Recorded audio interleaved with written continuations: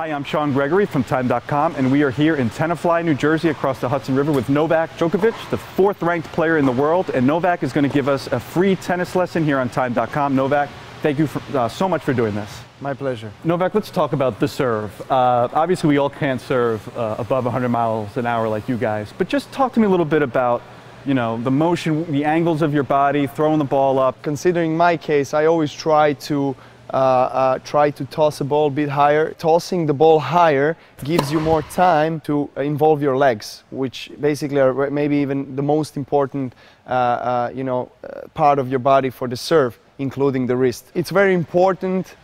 The moment of impact, the speed and pace where you get is from the wrist.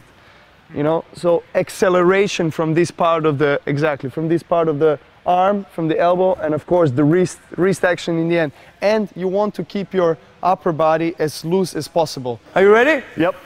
125 down the middle. Oh. Just walk us through your forehand and also, again, the follow-through. You know, I've heard all your legs should come through, you should twist on one foot. Tell me what you do. I start with the right foot, and if I have more time, I just try to follow through, because then I get more pace and, you know, more power in the shot. So if I want to produce more spin, I try to get from this back foot, you know, more acceleration from the back foot, so I can get more spin. Keep your hand as relaxed as possible, because then you can actually get this follow through, which is really important in any shot you play, especially forehand. You want to get that follow through. If you want to get a spin, you bend more and you do more work with your wrist. Okay, Novak, let's talk about the backhand. One hand, two hand. You have two hands. Walk us through your two-hand backhand. Actually, when I started playing tennis, I started playing it for 2 years with one-handed backhand, and then I decided to change because I was small, I was tiny, I was skinny with no power, and then I just got frustrated by all the players playing to my backhand, and I couldn't, you know, get the ball back. And so I decided to play with two hands, and today I think, you know, my two-handed backhand is maybe even a best shot in my game. I try not to involve too much the wrists. The second thing is obviously a weight transfer and hip involvement. If I want to hit a long line, then I have to, you know, close myself a bit more. If I want to hit a cross court, then I open myself up, because then I have a bigger range of, you know, placing the ball more to the sidelines. People try to do the drop shot. They see somebody back in the baseline and they just try to kind of sneak it in there, and then they wind up hitting it 5 feet short. Can you just walk us through how you do the drop shot? Well, yes, drop shot is actually one of my favorite shots. It's because you get to change the pace. It's much more difficult to play a drop shot from the back foot. It's much easier to play a drop shot when you're in front of your body and when your upper body is in, you know, forward position. So, you know, you try to open up your racket head and just go through it and make like a short slice. You want to make this little cut, you know, make this little spin so the ball can stop. How can you make yourself strong at the net? With the volleys, the most important thing is to try to hit the ball just in front of yourself and always keep your head still, obviously, and try to be low balanced in your legs. So basically, again, you're covering this part of the court and up to here.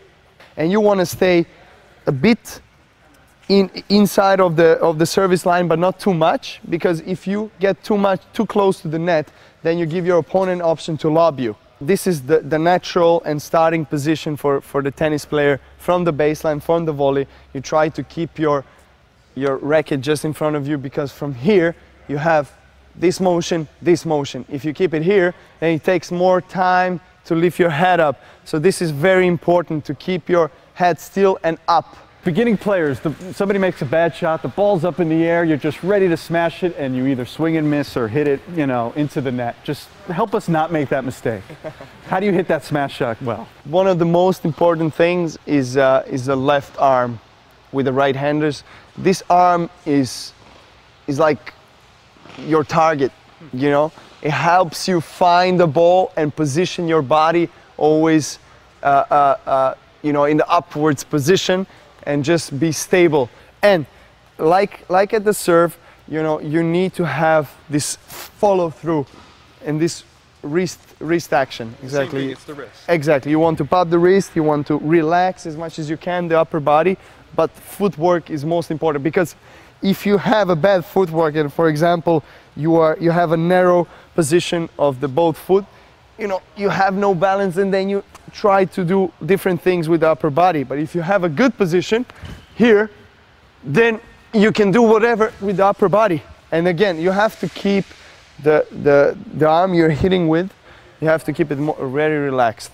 So you want to keep your left arm always ahead and try to search for the ball. Search for the ball. Keep your legs working all the time and finding a way to hit this smash. And you want to follow through all the time. Uh-oh. Trouble, one more. Exactly. So you need to follow through. Whatever you're going against, what are some of the basic things to keep in mind in returning the serve?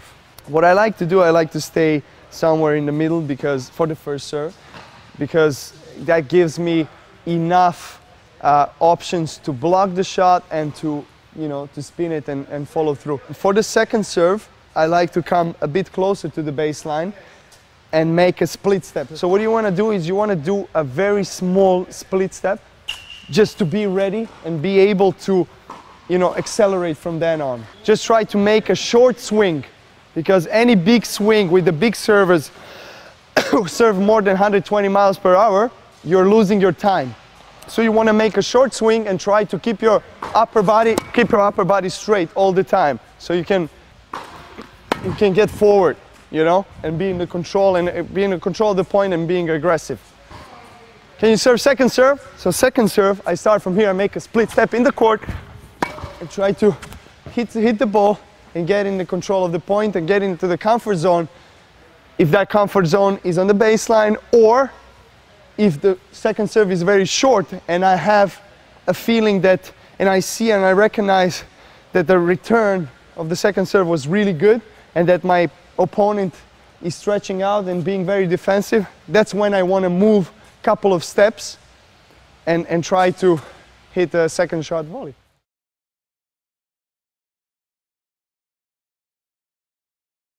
You're famous for your impressions. Want to give us any good impressions right now? Should I do it or not? I don't know. Okay, let's do John McEnroe, because we never did John McEnroe. 70s and 80s, they used to wear socks like this. You have to have tighter shorts. Exactly, and I'll just try to reduce the size of my shorts, and exactly something like this. John, you're never gonna forgive me.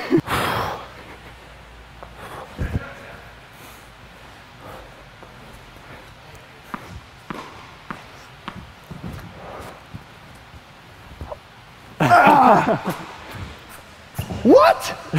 Oh, it was white? You cannot be serious! You cannot be serious! And things like that. Great.